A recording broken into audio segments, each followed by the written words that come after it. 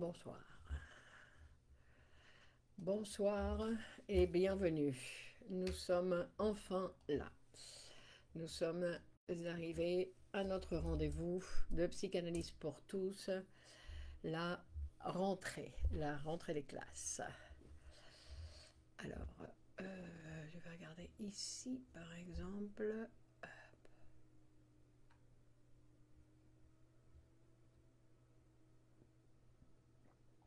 Bon, bienvenue. Pascal, bonsoir. Alors, je ne sais pas si ici est... Alors, je vais changer ça par exemple. Et je m'installe. Voilà. Donc, d'un côté, j'ai ici.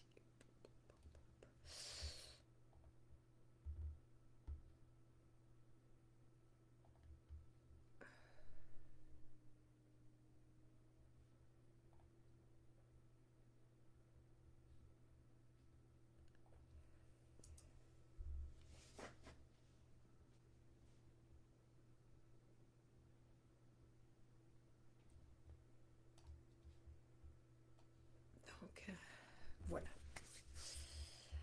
Voilà, petit à petit, nous y arrivons. Il est 21h et nous sommes au rendez-vous. Bravo.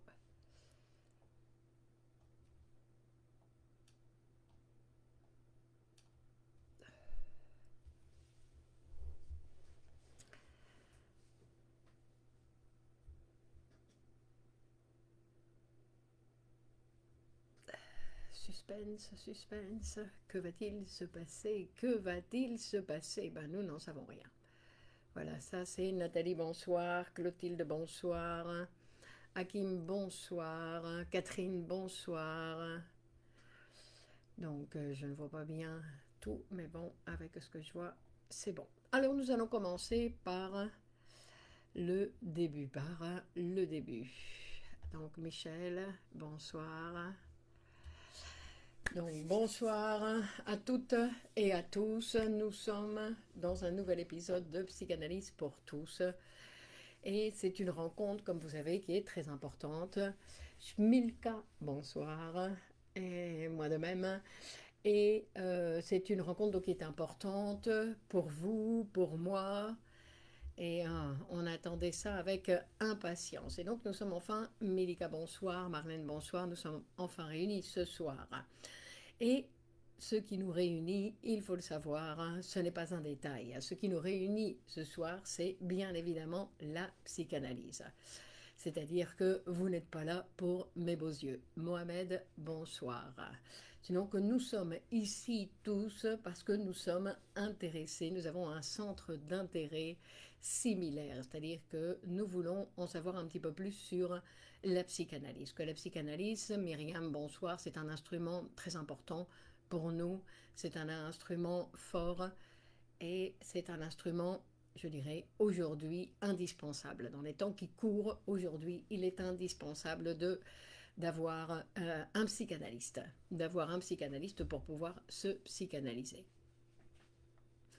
Pour se psychanalyser et pour aussi, parce que c'est vrai que c'est un soutien, non, c'est un soutien, et puis c'est aussi pour pouvoir être plus utile pour les autres, parce que se psychanalyser, ça nous rend un petit peu moins névrosés, et donc ça veut dire que nous avons la possibilité d'être un peu plus utile pour les autres.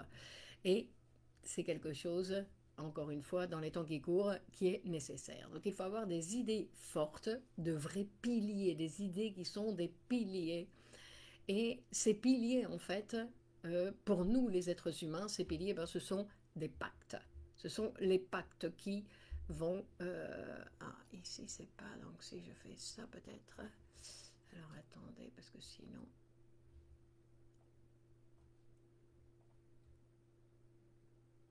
Bon, on va voir. Donc, ce sont les pactes. Les pactes, ce sont les accords que nous avons avec nos différentes relations, avec nos différentes relations, avec les relations, on va dire, qui sont visibles et avec les relations qui sont moins visibles. Mais que dans tous les cas, ce sont des relations, des pactes, des accords inconscients, Martine, bonsoir, des accords inconscients que nous avons avec les gens qui nous entourent, avec les gens qui nous entourent, avec le travail, avec nos activités sociales, tout ça, ce sont des éléments qui nous soutiennent dans notre vie. Et bien évidemment, Elisa, que notre psychanalyse, c'est aussi un élément qui nous soutient dans notre vie. Parce que sinon, nous avons tendance, sans pacte, les êtres humains, quand ils n'ont pas de pacte, ben, ils ont tendance à s'enfermer dans leurs fantasmes, même si nous savons que les fantasmes sont une condition de l'être humain, mais quand ce sont les seuls qui sont présents dans la vie d'un être humain, ben évidemment, il faut consulter avec urgence un psychanalyste.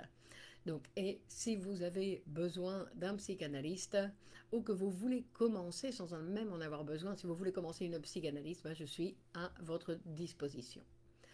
Donc, pour mieux s'attacher à la vie, à notre propre vie, à la vie et pour mieux s'attacher aussi à la vie des autres, il y a un atelier de poésie tous les mercredis à 21h en ligne que je coordonne de 21h à 22h. Il y a un groupe de supervision les jeudis de 21h à 22h. Et tous les dimanches, pas tous les dimanches, mais pratiquement, il y a un cours pour continuer à étudier ou pour étudier avec un peu plus de précision, on va dire, Féti bonsoir, la psychanalyse le dimanche à 17h. C'est un cours aussi qu'on peut voir en différé. Donc ça, ce sont des éléments qui nous attachent à une certaine réalité, qui nous attachent à une réalité et à la réalité, à la réalité. Alors, on va voir. Alors, attendez, ici je suis où? Ah, voilà. Non, c'est pas comme ça, donc c'est comme ça. Bon, je ne sais pas. Je ne sais pas si j'arrive à bien voir tous les messages. Nadine, bonsoir. Ah, que les messages, ils seraient là alors, par exemple. Là, bah, ce serait beaucoup plus simple. Ce serait beaucoup plus simple. Bah voilà. Donc, nous savons que pour pouvoir faire face au monde actuel, et non seulement au monde actuel, sinon aussi à celui de demain, parce que nous ne sommes pas là simplement aujourd'hui, sinon qu'il est prévu que nous soyons là aussi demain, ben, aujourd'hui, je dirais qu'il est indispensable de se psychanalyser. Et non seulement de se psychanalyser, sinon de prendre au sérieux sa psychanalyse. Et nos difficultés sociales, de façon générale, montrent que nous avons tous besoin de nous psychanalyser. Non ? Olivier, bonsoir. Que nous avons tous besoin de nous psychanalyser parce que se psychanalyser, c'est se construire. C'est continuer à se construire. Parce que sinon, ben, ce qu'on va faire, c'est on va vieillir. Alors, pour continuer à grandir et à se construire, et en plus se construire, c'est quelque chose qu'on va pouvoir faire jusqu'à notre mort. On peut continuer à se construire jusqu'à la mort. Il n'y a pas un arrêt, hein, un arrêt avant. Sinon il y a transformation de l'être humain pendant toute sa vie jusqu'à la mort. C'est-à-dire que nous devons penser et nous devons, Jazz, bonsoir, fonctionner en disant que la vie commence aujourd'hui. Tout commence maintenant. Et que tout est à faire. Et que chacun d'entre nous, nous sommes nouveaux aujourd'hui.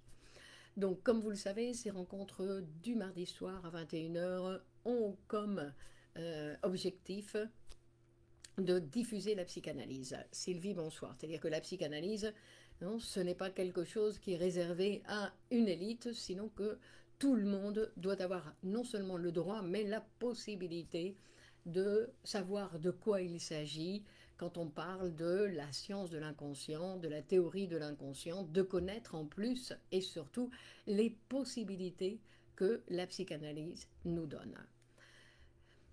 Avant tout, parce que nous sommes des énigmes, Emmanuel, bonsoir, nous sommes des énigmes face à nous-mêmes, c'est-à-dire que nous sommes une énigme, nous ne savons pas bien. Alors de temps en temps, nous avons tendance à vouloir expliquer, Annie, bonsoir, à expliquer ce qui nous arrive, à vouloir comprendre ce qui nous arrive, mais au fond du fond, ben, on ne comprend pas. au fond du fond, nous sommes des énigmes. Et non seulement notre voisin est une énigme, mais nous-mêmes, nous sommes des énigmes pour nous-mêmes. Et même si on essaye de, Jean-Marc, bonsoir, de couvrir par des explications, nous sommes toujours un mystère. Et Bernard, bonsoir. C'est-à-dire, et nous pourrions dire, quand on parle que nous sommes toujours un mystère, une des choses que nous pourrions dire qui est importante de pouvoir penser, c'est de penser que les limites de notre être humain que nous pouvons penser et que nous avons des idées, non seulement nous avons des idées sur les êtres humains, et en plus nous avons des idées sur nous-mêmes. Et nous nous mettons des limites. Nous disons non, jusque-là, je ne vais pas aller jusque-là. Après, c'est plus possible, ou que là, jusque-là, ou que là, jusque-là. Et en général, donc, comme dit le poète, c'est vrai que nous sommes tous plus ou moins enfermés dans notre condition humaine, mais que, en général, nous avons tendance à trop rapprocher les barreaux de notre prison. C'est-à-dire que les barreaux de notre prison, on peut les étudier pour voir où ils sont, mais qu'ils sont bien plus loin que ce que l'on peut imaginer, que nos limites ne sont pas en général celles que l'on pense. Delphine, bonsoir. Donc, pour réaliser cette fois-ci, nous sommes le 23 septembre 2026, non pas encore 2025, le 23 septembre 2025, ne te précipite pas Clémence, nous allons y arriver, mais pour l'instant nous sommes encore en 2025, c'est la rentrée. Mais donc pour réaliser cette fois-ci une nouvelle approche, pour pas continuer toujours cette rencontre de psychanalyse pour tous avec ces sujets que nous avons déjà bien élaborés, aujourd'hui nous allons toucher quelque chose, on va dire, de beaucoup plus proche de ce qu'on appelle la psychanalyse. C'est-à-dire que nous allons essayer de démontrer réellement pourquoi on peut dire que la psychanalyse est une science révolutionnaire. Alors bien évidemment, quand on dit révolutionnaire, ce n'est pas pour révolutionner le monde. Nous savons que ça c'est... Enfin, nous savons, pas tous, mais qu'en général, on va dire que révolutionner le monde, c'est impossible. Non, nous pouvons voir, même Trump ne va pas pouvoir. C'est-à-dire que... ne va pas pouvoir parce que tout le monde va penser comme lui et qu'il y a des intérêts économiques qui lui échappent. Dans le monde, sur la planète, Touria, bonsoir, c'est la même chose. C'est-à-dire que la révolution totale n'est pas possible. Ce qui est possible, bien évidemment, c'est de nous révolutionner. Mais qu'est-ce que ça veut dire quand on dit nous révolutionner? Dans quel sens, de quelle idée on parle quand on, bien sûr, avec l'instrument psychanalytique, hein? Alors on va voir un petit peu quelles sont les possibilités que nous avons, quel que soit notre âge, car tout commence aujourd'hui, tout commence maintenant. Donc le début de la révolution, c'est aujourd'hui. Nous allons nous révolutionner. Après, on va dire, puisque toutes les révolutions de l'histoire, en fait, ont échoué. Alors on va dire elles ont pratiquement échoué, parce que toutes ces révolutions ont été nécessaires pour modifier certaines idées de pensée, pour pouvoir voir, non, c'est-à-dire qu'il n'y a pas une réussite totale, que tout d'un coup nous puissions vivre dans un paradis. Non, bien évidemment ça n'existe pas, mais que toutes les révolutions qui se sont mises en marche ont donné des fruits.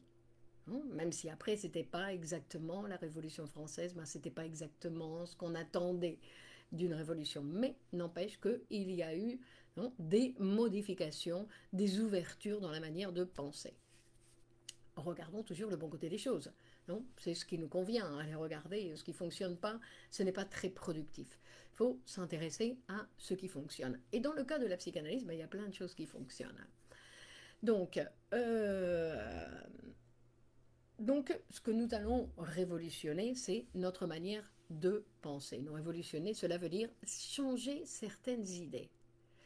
Mais comme vous savez, c'était Einstein qui disait que c'était plus facile de détruire un atome que détruire un préjugé chez un être humain. Il n'avait pas tort. Alors c'est pour ça qu'on a besoin de la psychanalyse, parce que la psychanalyse c'est un instrument qui va nous permettre de pouvoir intervenir sur nos préjugés. Et en fait, nos préjugés, nous sommes tous, autant que nous sommes, bourrés de préjugés, c'est-à-dire de jugements au préalable. Avant de faire, on pense déjà que ça va se passer comme ça. D'accord? C'est-à-dire que on a plein de préjugés. Et donc c'est intéressant de pouvoir démonter ces préjugés, parce qu'il y a certains préjugés, c'est vrai, ils ne vont pas disparaître, même avec la psychanalyse, mais au moins on va les reconnaître comme préjugés. Donc après on va pouvoir prendre la décision, le sujet va pouvoir prendre la décision de voir si il suit son idée qui est un préjugé, ou il s'ouvre à autre chose. C'est-à-dire que ce n'est pas facile de changer d'idée. C'est quelque chose qui est difficile pour les êtres humains.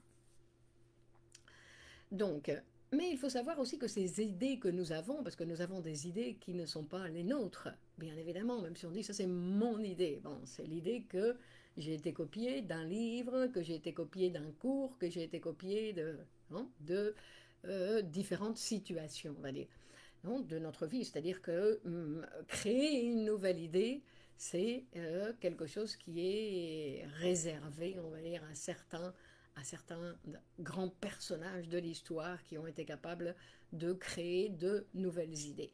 Mais qu'en général, nous, ce qu'on a fait, c'est adopter, pouvoir adopter certaines idées qui étaient des autres. Donc nos idées ne sont pas vraiment les nôtres, déjà ça. Donc c'est pour ça qu'on n'est pas obligé non plus d'être si amoureux de nos propres idées, qu'on pourrait les abandonner un petit peu plus facilement. Mais ces idées qui nous ont accompagnés toute notre vie, on pourrait, non? Et qu'en plus, certaines idées, comme on peut le voir, elles ne nous ont pas donné de très bons résultats. Donc on pourrait voir en disant, bon, il y a peut-être certaines idées qui seraient nécessaires de modifier, de transformer ces idées pour obtenir de meilleurs résultats. Parce qu'en changeant une idée, j'arrive à un résultat différent, évidemment. Mais quel rôle peuvent avoir ces préjugés? Ils peuvent nous obstacler. Le rôle d'obstacle, par exemple, Salma. Par exemple, chaque préjugé, les préjugés, il va m'emmener dans une direction. Et à chaque fois, comme j'ai toujours le même préjugé, je vais toujours dans la même direction. Par exemple. Donc, il est temps de changer. Nous avons la possibilité. C'est-à-dire que l'être humain a la possibilité de substituer. C'est une qualité de notre appareil psychique. C'est-à-dire que nous avons tous la qualité de pouvoir substituer une idée par une autre. Alors pour les changer, bien évidemment, on va dire, mais pour les changer par quoi? Parce que c'est ça aussi le problème. Qu'est-ce que je m'en vais? Je m'en vais dans des livres de philosophie, je vais lire à Aristote pour voir s'il y a des idées qui peuvent me servir aujourd'hui. Qu'est-ce que je fais? Comment je vais? Alors, pour une tentative aujourd'hui pour répondre à cette question, une tentative de réponse pour répondre à ces idées que nous allons aller chercher, je vais essayer de travailler un livre qui s'appelle, on ne le voit pas bien, c'est en espagnol, qui s'appelle « Cette conférence de psychanalyse à la Havane » à Cuba. C'est un livre de 1995 et qui a été édité donc par la maison d'édition Grupo Cero, et c'est un livre de conférence que le docteur Miguel Oscar Menaza a donné donc à Cuba à cette époque. Et c'est un livre qui est passionnant, et donc je pense que c'est une bonne base. C'est un livre qui a été écrit ce sont des conférences qui ont été réalisées il y a 30 ans, et que nous allons donc essayer de reprendre aujourd'hui pour les travailler, pour vous montrer pourquoi je me permets de présenter et de dire que la psychanalyse est un instrument révolutionnaire. Donc nous allons commencer par travailler certains concepts épistémologiques. Ne vous inquiétez pas, ce n'est pas très compliqué. Ce n'est pas très compliqué, mais c'est pas très compliqué, c'est très intéressant. Donc on va travailler certains concepts épistémologiques, parce que pour mieux lire Freud, parce que lire Freud directement quand je sors du lit, pour le dire crûment, évidemment, je vais regarder mes propres idées, je vais chercher Lila Bonsoir, mes propres idées, je ne vais pas découvrir réellement l'apport de Freud, que c'est difficile de lire Freud tout seul. C'est pour ça que même dans l'école de poésie et psychanalyse Grupo Cero, là où je continue à me former, il y a ces cours d'épistémologie pour toutes les personnes qui commencent à étudier dans l'école. Bonsoir Sonia. d'accord, pour découvrir justement la nouveauté, pour réellement pouvoir découvrir cette nouveauté, cette nouvelle manière de penser. Donc, on va dire qu'il faut une préparation. Il faut une préparation pour pouvoir lire Freud. Et puisque la psychanalyse est une science toute neuve, c'est une science qui n'a que 125 ans, et 125 ans pour une science, ben c'est tout jeune. C'est tout jeune. Et donc, non plus, nous devons travailler pour l'aider à continuer à fonctionner. C'est une science très jeune. Donc dans l'école de psychanalyse Goulo Possélo, ben, on passe par ce travail d'introduction de lecture épistémologique. C'est-à-dire qu'on va nous donner des instruments, on va nous donner des idées pour pouvoir lire Freud. On ne peut pas lire Freud non, avec à nu, avec notre conscience, comme on lirait un livre de philosophie. Donc, il faut une préparation.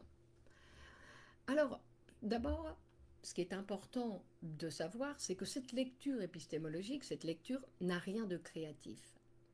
N'a rien de créatif dans le sens où l'épistémologie, c'est une discipline qui est utilisée pour nous montrer comment s'est construite la théorie psychanalytique. Comment a fait Freud pour construire la psychanalyse? Comment il a fait? Quel instrument il a utilisé?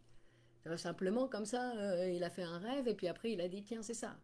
Non. Donc on va voir quels sont les instruments qu'il a utilisés pour produire la psychanalyse. Donc d'une certaine façon, c'est pour ça qu'on dit que ce n'est pas créatif. Parce qu'on va faire, il y a un processus de construction que nous allons faire.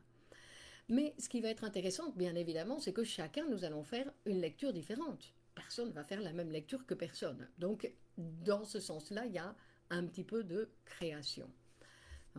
Mais on dit qu'il n'y a pas de création dans le sens où il n'y a pas de nouvelles connaissances scientifiques qui vont être produites par notre lecture épistémologique. Mais on va essayer donc de voir comment s'est produit, moyennant quels instruments s'est produit cette science, tout à fait particulière. C'est une science particulière. Et on va commencer en disant que la science psychanalytique a commencé avec l'interprétation des rêves, c'est-à-dire en 1900. À 1900, parce que Freud a écrit en 1898 l'interprétation des rêves, il l'a publié en 1900. Bon, il a commencé la rédaction et il a publié le livre en 1900. Et que la publication, Isabelle, bonsoir, la publication de ce livre va rompre avec le champ scientifique, ou plutôt le champ pré-scientifique qui existait jusque-là. C'est-à-dire qu'avant l'interprétation des rêves, tous les problèmes psychiques qui étaient traités, qui étaient analysés, qui étaient pensés, on va les appeler à partir de maintenant des textes ou des travaux pré-scientifiques. Qu'à partir de l'interprétation des rêves, c'est quand Freud va fonder la science psychanalytique. Et c'est à partir de là que commence la science psychanalytique. On va voir après pourquoi je dis ça. Donc c'est pour ça que ce qui va nous intéresser, c'est de voir un petit peu que les textes publiés par Freud avant 1900 vont être considérés comme des textes pré-scientifiques. Ça ne veut pas dire qu'ils n'ont pas de valeur. Non, ce sont les textes qu'il a utilisés pour pouvoir produire l'interprétation des rêves, donc ils sont très importants. Et ensuite les textes scientifiques. C'est-à-dire que là, nous sommes les textes scientifiques, c'est-à-dire que nous rentrons dans un champ scientifique avec des limites, avec le champ scientifique de la psychanalyse, c'est l'appareil psychique. Non, ça, c'est le champ de la psychanalyse. Mais entre ces textes de pré-scientifiques et de scientifiques, il y a ce qu'on appelle le concept de rupture. La rupture, c'est-à-dire il y a comme s'il y avait un abîme. Non, comme avec la création de quelque chose de nouveau. Face à la création de quelque chose de nouveau, une sorte d'abîme. Et pour que puisse se produire cette science, non, il y a comme un saut entre une falaise et une autre falaise. Donc, il y a ce concept de rupture. Et ce concept de rupture, c'est ce que nous allons voir aujourd'hui, c'est un concept qui est très intéressant.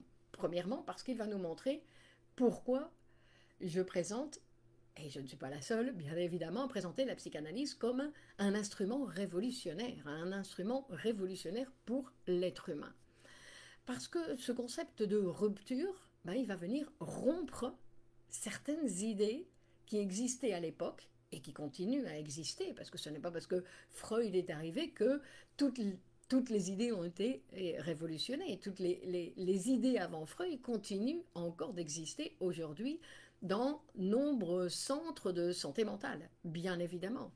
Donc, ce n'est pas que... Il faut que chacun puisse faire le travail. C'est pour ça que se psychanalyser, c'est faire le travail pour pouvoir se soumettre dans le sens à se soumettre à des idées, à des nouvelles idées. Parce qu'aujourd'hui, nous sommes aussi soumis à des idées, mais ce sont des idées, on va dire, d'avant 1900. Si après, je fais le travail de me psychanalyser, parce que ces idées-là, on va les obtenir plus par l'étude, par la psychanalyse, par le travail de se psychanalyser, que par l'étude, bien évidemment. Parce que, bon, on va voir. Donc, entre ces deux concepts, entre ces deux états de pré-scientifique et scientifique, il y a ce concept de rupture qui va être très important pour comprendre c'est-à-dire que pour comprendre que dans tous les cas, la psychanalyse, donc je répète, c'est important, la psychanalyse, il est important de se psychanalyser. Alors je sais que les Français sont très intellectuels et qu'ils ont une tendance de façon générale à préférer étudier, à intellectualiser la théorie psychanalytique, mais que dans tous les cas le plus important est que pour pouvoir étudier correctement la psychanalyse, il faut se psychanalyser. Et que se psychanalyser, ce n'est pas quelque chose qu'on fait pendant 2 mois, sinon que c'est quelque chose qu'on peut se proposer à faire pour toute sa vie. Ce n'est pas une obligation, bien évidemment. Mais que pour pouvoir étudier la psychanalyse correctement, il faut se psychanalyser toute sa vie. D'accord ? Et donc, moi je dirais que ça c'est très souvent l'erreur des Français qui restent et qui s'enferment dans l'intellectualisation des textes de Freud ou des textes de Lacan, non ? Et qui ont oublié de se psychanalyser ou qui ont cessé de se psychanalyser. Bon. Donc, le concept de rupture. Et on va voir pourquoi c'est très important de continuer à se psychanalyser, même après 10 ans, 20 ans d'analyse. Le concept de rupture. La psychanalyse va produire 3 types de ruptures dans notre manière de penser. 3 types de ruptures. Alors, il y a une première rupture, on va lui donner le nom de première, au niveau scientifique. Au niveau scientifique, car c'est parce qu'elle va déplacer la psychanalyse, le centre de notre vie. Avant Freud, avant l'interprétation des rêves, en fait, le centre de notre vie psychique, c'était la conscience. C'était la conscience qui régnait. C'était la raison qui régnait et la conscience, non ? Et dans notre vie psychique, pas simplement dans notre vie, mais en plus dans notre vie psychique, à partir de l'interprétation des rêves, le centre de notre vie psychique va devenir l'inconscient.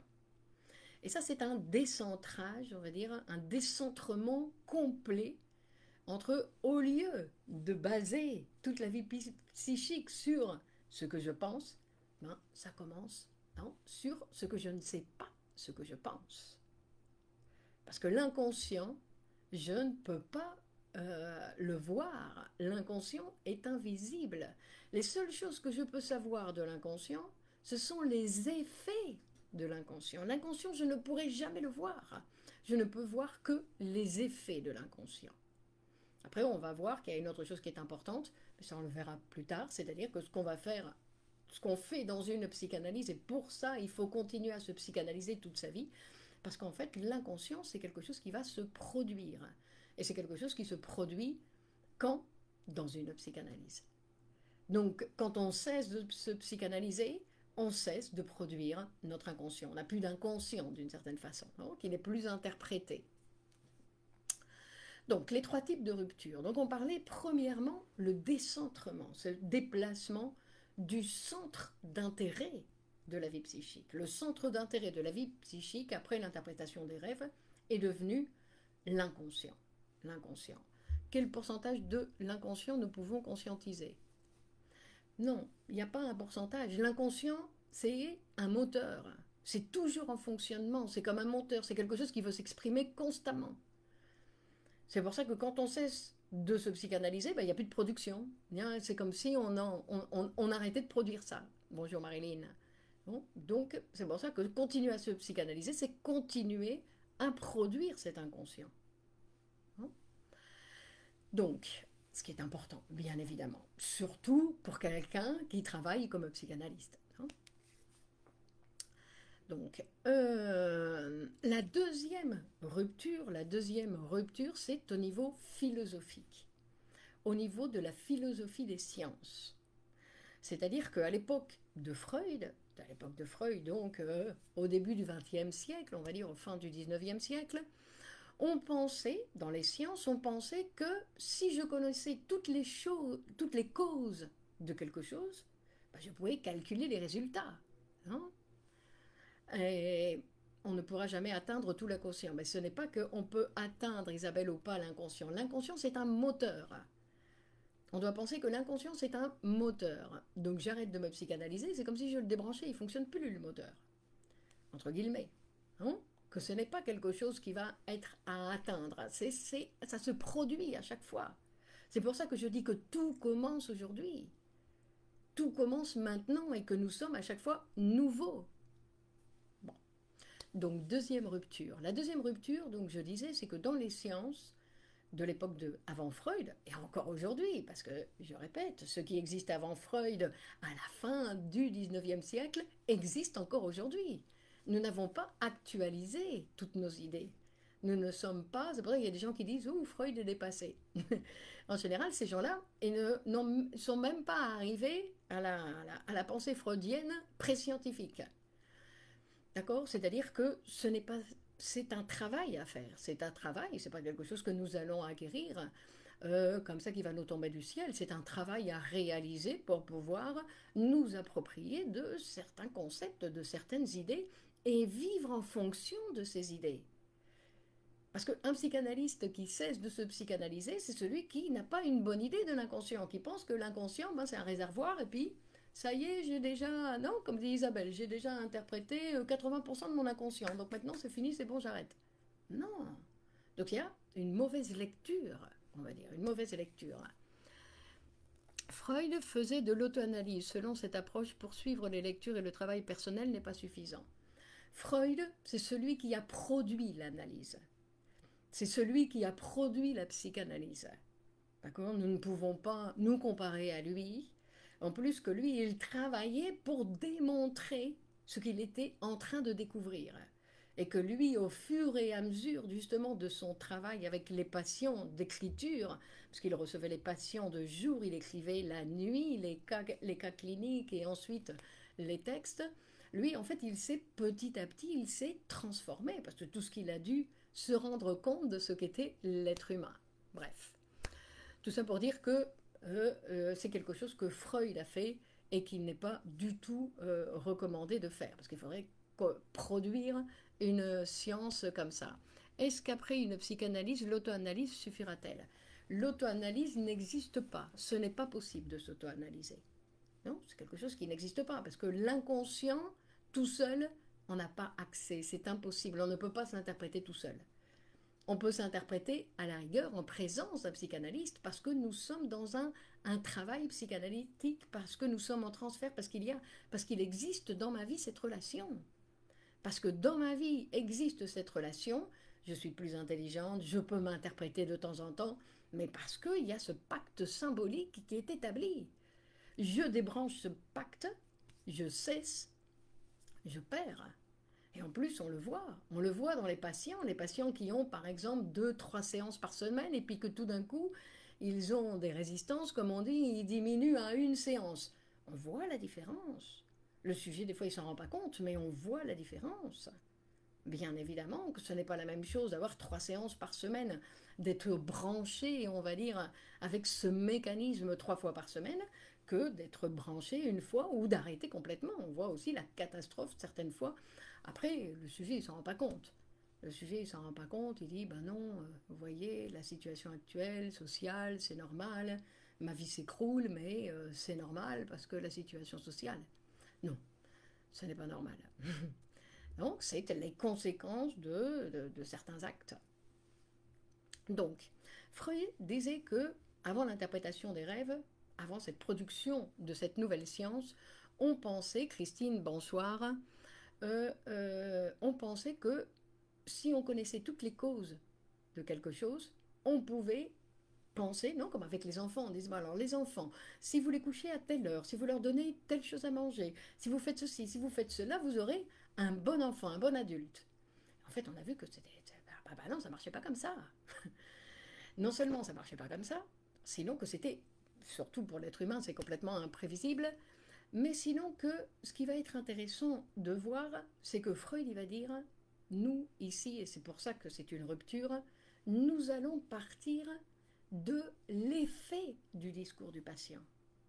Nous n'allons pas aller voir comment était sa maman, comment était son papa, comment on l'a couché, ce qui lui est arrivé. Non, on va écouter le patient, c'est-à-dire qu'on va s'intéresser au dernier effet du travail. Parce que pour pouvoir parler, il y a tout un travail qui a été fait avant, pour pouvoir parler en séance, comme pour pouvoir raconter un rêve. Non? Donc, on va dire que la psychanalyse, c'est une science d'effets. On part à partir des effets. C'est pour ça qu'il y a certaines personnes qui disent que la psychanalyse n'est pas une science, parce que ce sont des personnes positivistes qui justement pensent qu'on ne peut pas prévoir les résultats. On ne peut pas prévoir. Effectivement, on ne peut pas. On n'a pas de boule de cristal. On peut recommander certaines choses. Effectivement, il y a des gens, non, on peut leur recommander, se rendre compte qu'il y a des choses qu'il ne convient pas qu'ils fassent ou qu'il convienne qu'ils fassent. Mais les résultats sont toujours, dépendent toujours de chacun des sujets. Donc c'est pour ça qu'on propose cette science comme une science d'effet. Non, comme le marxisme. Le marxisme aussi, on va dire que c'est une science d'effet, c'est-à-dire que c'est à partir du produit qui est dans la vitrine que je vais pouvoir faire tout le travail de reconstruction pour savoir ce qui s'est passé. C'est aussi une science d'effet. Mais bon, nous on va s'occuper ici de la psychanalyse comme science d'effet. Et ensuite, donc en psychanalyse, on part des effets, du dernier effet. Le dernier effet dans psychanalyse, c'est le discours du patient. C'est-à-dire que, non, parfois, vous posez des questions en disant, mais si un enfant a été battu, si un enfant est passé par là, j'en sais rien, je ne suis pas voyante. Non, c'est-à-dire que je ne peux pas savoir ce que, a priori, c'est pas bon, bien évidemment, mais ça n'est pas obligatoirement quelque chose qui va traumatiser le sujet. D'ailleurs, vous le voyez bien, qu'il y a des gens qui vivent, qui ont été violés dans l'enfance, qui vivent très bien, puis tout d'un coup, oh, j'ai été violé, quelle horreur! Et tout d'un coup, ça leur tombe dessus. C'est-à-dire qu'il n'y a pas eu de problème pendant un certain temps, et puis tout d'un coup, comme tout d'un coup, ils s'en rappellent, ou allez savoir ce que c'est, parce que tout d'un coup, ça leur tombe dessus. Non? Bon. On va voir un petit peu, on verra, non, dans les différents chapitres, le rêve est inconscient. Bien évidemment, allez, non, le rêve est inconscient. Mais il devient conscient quand je le raconte. Et c'est ça que va nous dire Freud. Non, c'est-à-dire que tout va partir du discours du patient. Tout va partir du récit du rêve du patient. C'est-à-dire que la psychanalyse, bien évidemment, ne s'intéresse pas au rêve qu'a fait le sujet. Il s'intéresse à ce que dit le sujet de son rêve. Il ne s'intéresse pas à quelle a été son enfance. Il s'intéresse à ce que dit le patient de son enfance. Mais quel fait, quand ils sont interprétés, c'est par rapport aux personnes en relation avec le malade. Je ne comprends pas, Féti. C'est-à-dire que on n'accompagne pas le patient dans sa vie quotidienne. On ne l'accompagne pas, on ne fait pas un accompagnement, on n'est pas éducateur, assistante sociale, on écoute seulement le patient. D'accord? Le récit du rêve est interprétation. Non, il faut interpréter. Premièrement, il y a le récit du rêve, il y a l'association libre, et ensuite, il y a l'interprétation. Justement, Freud, dans l'interprétation des rêves, va bien nous expliquer qu'il y a tout un travail qui doit être réalisé pour arriver jusqu'à l'interprétation. Donc, on disait que le rêve, ce n'est pas le rêve rêvé qui m'intéresse. Le rêve qui m'intéresse, c'est le rêve déformé par le patient. Parce qu'entre ce qu'il a rêvé et ce qu'il me raconte, il y a une déformation, parce que ce n'est pas la même chose entre ce qu'il est parti qu'il a oublié, les exprès, les non, les transformations, les difficultés qu'il a à essayer de mettre des mots à certaines choses. Donc c'est un rêve déformé qu'a fait le patient pour le raconter, non? Et donc, il dit, c'est à partir donc de ce rêve raconté que je vais interpréter. Pas comme ça, sinon qu'il va falloir, pareil, un travail. Premièrement, je raconte le rêve. Non, quand on lit l'interprétation des rêves, on voit que Freud, il va prendre le rêve et il prend fragment par fragment, association libre sur chacun des fragments et ensuite la possibilité de l'interprétation. Donc, c'est-à-dire que, et ça c'est quelque chose qui est très intéressant, parce que c'est quelque chose encore qui vient rompre notre idée. C'est-à-dire que je ne vais pas aller voir si le patient me dit la vérité ou ne me dit pas la vérité. Je ne vais pas aller voir s'il y a une vérité quelque part. Non, on dit que le discours du patient, c'est le discours manifeste, et on dit qu'il est sacré. C'est-à-dire qu'il n'y a rien d'autre. Je ne vais pas aller chercher une vérité qui me cache. Mais quand le patient raconte son rêve, il fait une construction. Justement, Christine, c'est ça qui va nous intéresser. La construction qu'il fait. Parce que si je lui demande, vous pouvez répéter votre rêve? Ben, il va raconter un autre rêve. Il va le transformer, il va y avoir des modifications. Et c'est ça qui nous intéresse en psychanalyse. C'est ces modifications-là qui nous intéressent. C'est à partir des effets qu'on explique la raison d'existence de quelque chose, démarche scientifique. C'est à partir des effets que je vais pouvoir reconstruire les causes. En psychanalyse, non, c'est-à-dire c'est à l'envers. Bonsoir, Lamine. Donc, je continue. Donc, je disais que cette idée de prendre justement le rêve raconté comme matière première par excellence. Non, quand le patient il vient, il fait un lapsus, ou il arrive en retard, ou il a oublié sa séance, tout ça, ce sont des manifestations de l'inconscient. Je ne peux pas dire « Ah, il s'est trompé ». Ça, c'est ce qu'on fait dans notre vie quotidienne, mais pour une séance de psychanalyse, non. Est-ce qu'il y a ressenti pendant le rêve et après émotion? Il y a ce que raconte le patient. Si le patient fait référence, en général, il fait référence à des sensations. Quand il raconte c'était horrible, c'était un cauchemar, ou c'était bien, j'aimais bien, ou ceci, cela, ben, il va le préciser. Non? Donc, alors c'est à partir du rêve raconté que je vais interpréter. Ce qui veut dire que c'est à partir du présent que je vais interpréter le passé. C'est à partir du présent que je vais interpréter le passé. C'est-à-dire ce qui fixe comme matériel psychique le passé, ce sont les faits présents. Ce qui fixe comme matériel psychique le passé, ce sont les faits présents. C'est pour ça que quand le patient vient raconter des faits du passé de son enfance, c'est ce qui lui arrive aujourd'hui. C'est pour ça qu'on va dire, accrochez-vous, en psychanalyse, on dit que le passé n'existe qu'après l'interprétation.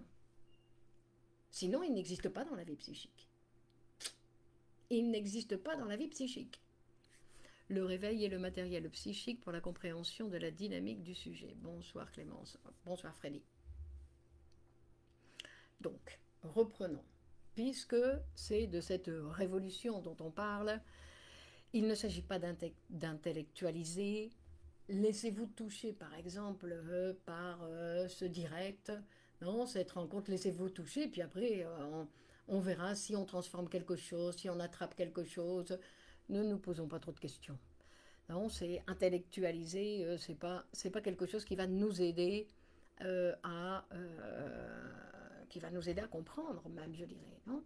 Et rappelez-vous ce que disait Lacan, pour ceux qui se sont approchés de ça, que Lacan disait que comprendre, ça veut dire que comprendre, c'est avoir la sensation d'être complet. Ah, j'ai compris, je suis complète. Donc on cherche à tout prix comprendre pour être complet. Donc vous voyez, c'est pas le chemin. La compréhension, c'est pas le chemin. Non? Et la compréhension, en plus, elle arrive, mais elle arrive, en fait, la compréhension, c'est pas quelque chose qu'on doit aller chercher, c'est quelque chose qui va nous... Ah, c'était ça! Ah, ça y est! Non? Quand tout d'un coup, on dit, je découvre, ça y est, je comprends.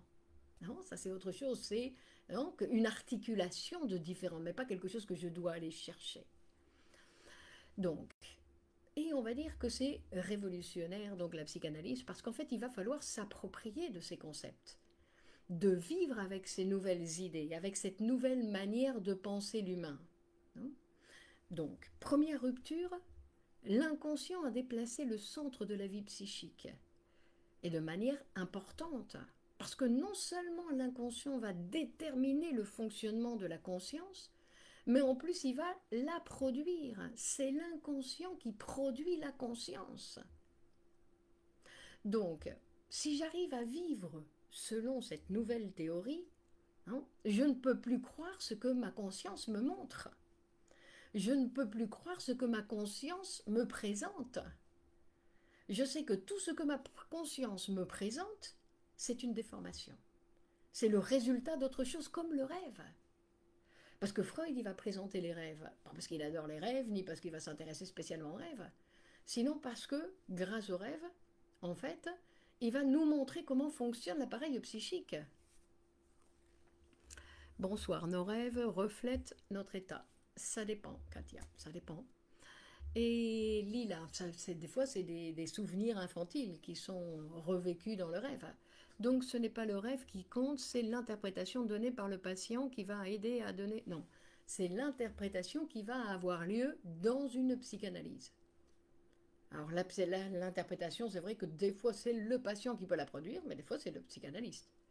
Le moi n'est pas maître en sa demeure. Donc, le moi n'est pas maître en sa demeure, mais... ça veut dire, c'est pas que le moi n'est pas maître dans sa demeure. Ça veut dire que tout ce qui me passe, tout ce qui m'arrive dans ma vie, ce n'est pas ma vérité.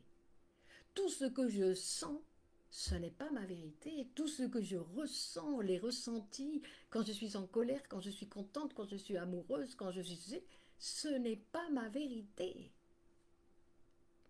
Que pour savoir un petit peu plus de moi, il va falloir que je passe par une psychanalyse pour découvrir un petit peu plus de qu'est-ce qui m'arrive, quand que je me fâche, même si je crois avoir mes raisons de me fâcher, ou quand je suis amoureuse, ou quand je travaille beaucoup, quand je travaille très peu, ou quand je suis malade, ou bon. C'est pour ça qu'on dit que c'est une rupture, parce que vivre dans ces conditions, c'est-à-dire en cessant de croire que ce qui m'arrive, c'est ce qui m'arrive. Ben, j'ai une autre vie, bien évidemment. J'arrive à avoir une autre vie. Je ne suis plus autant collée à tout ce qui m'arrive, comme si c'était un chewing-gum. Je ne suis plus collée. Je peux voir que ce qui m'arrive, non, il y a une distance entre ce que je... Parce que bien sûr, je continue à sentir. Bien évidemment que je continue à me fâcher ou à tomber amoureuse. Mais il y a une distance. Je ne suis plus collée à tout ce qui m'arrive. Et donc, j'ai beaucoup plus de liberté, bien évidemment. Donc, ça c'est la rupture, la rupture avec les sciences de l'époque. Et la rupture avec la philosophie, la deuxième rupture, c'est donc la psychanalyse est une science des faits. C'est-à-dire que c'est toujours après coup que je vais savoir. Que premièrement, je dois vivre pour savoir si les choses vont bien se passer ou pas.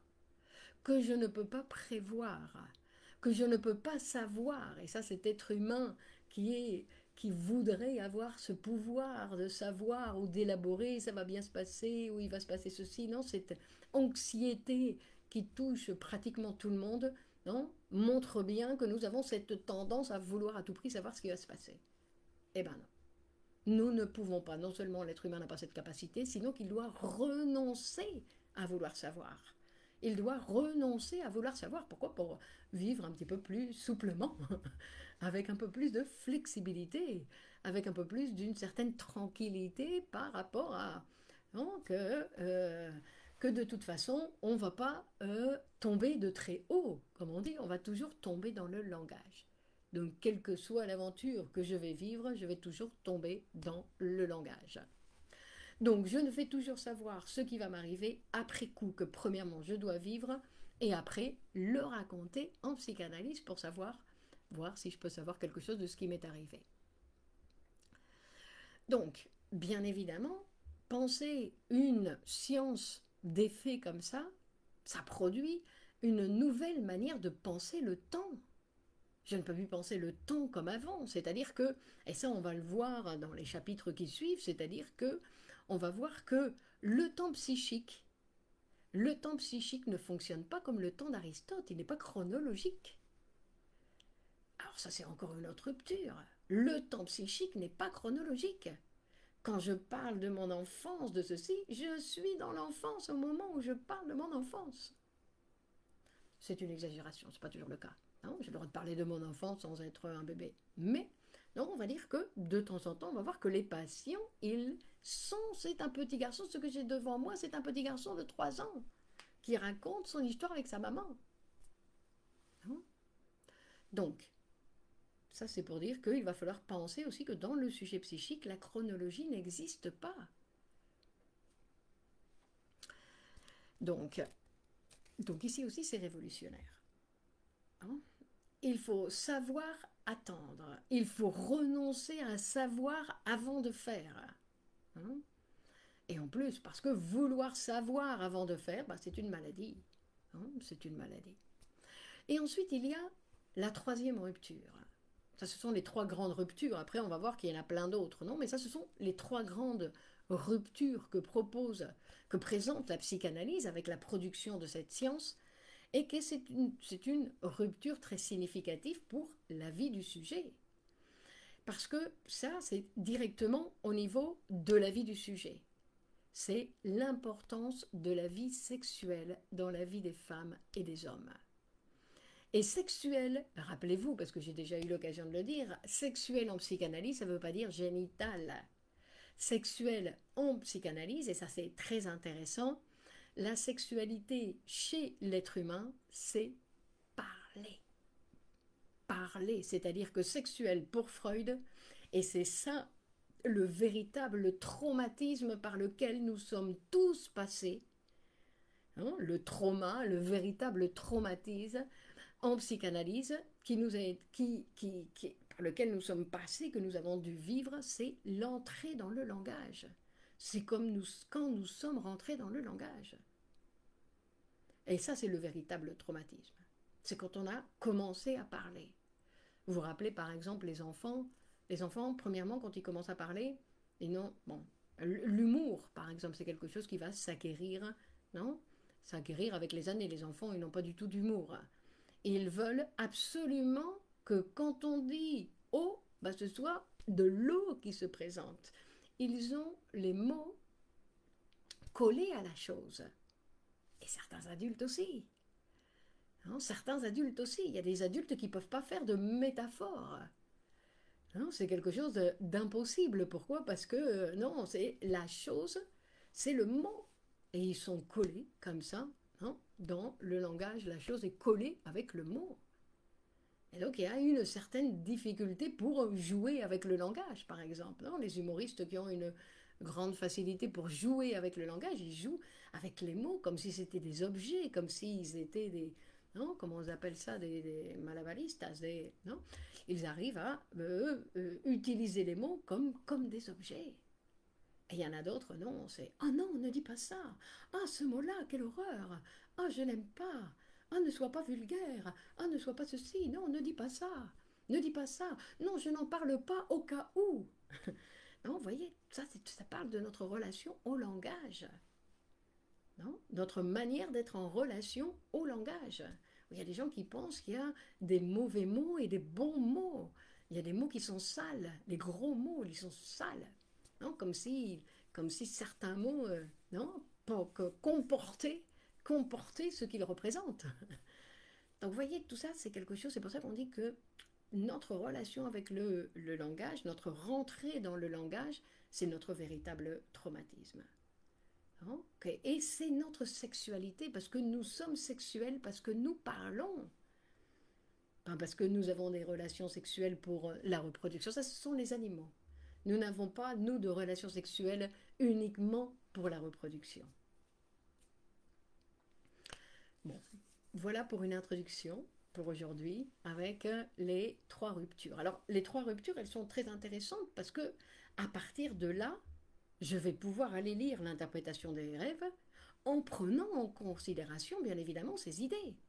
Je ne peux pas, non, je vais aller en prenant en considération ces idées, c'est-à-dire en prenant la considération que la conscience, c'est une façade, c'est toujours une façade, qu'il y a autre chose, et qu'en plus, non seulement il y a une vérité latente, sinon qu'après, la véritable vérité, ben, c'est celle qui va devoir être produite par un travail, c'est-à-dire par l'interprétation. Donc, on va dire c'est ici que le surmoi intervient. Non, le surmoi n'est pas encore intervenu ici. Hein. Nous ne sommes pas encore avec le surmoi. Pour l'instant, nous sommes avec les ruptures. Non, les ruptures. Et de voir. Donc, ça, ce sont des instruments qui sont très intéressants.